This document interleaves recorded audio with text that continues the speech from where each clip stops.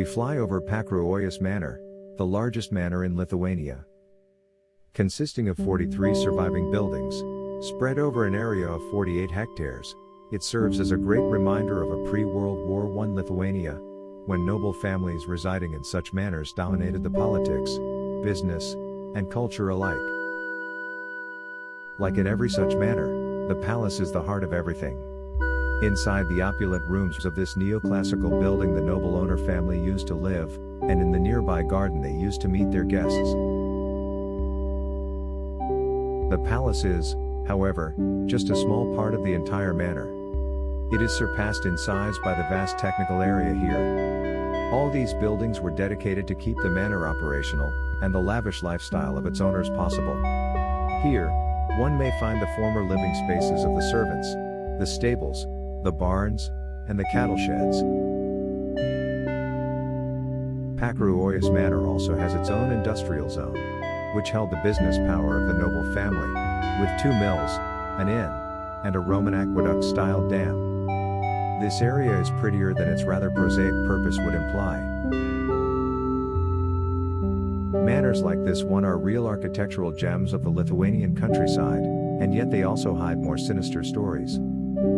Well into the second part of the 19th century, the local nobles also effectively owned the peasants who lived around the manor. This was called serfdom and was similar to slavery.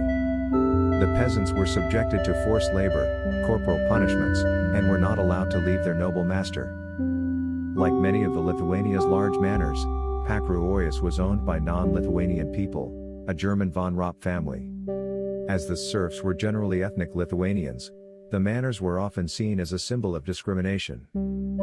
After Lithuania became independent in 1918, a major land reform led to the manor landholdings being severely reduced, as the nobility had to sell the majority of their lands to peasants. However, they were able to retain the palaces and other key buildings.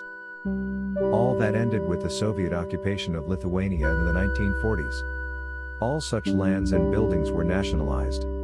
The Palace of Pakruojis Manor became an agricultural school, while the rest of the buildings slowly crumbled.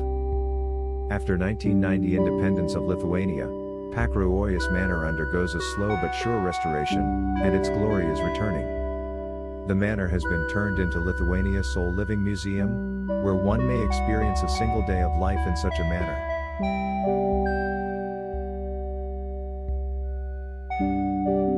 The opulence of Pakruojis Manor overshadows the nearby small town of Pakruojis, seen here, which has a population of merely 5,000 people. Yet the town itself also has some hidden gems.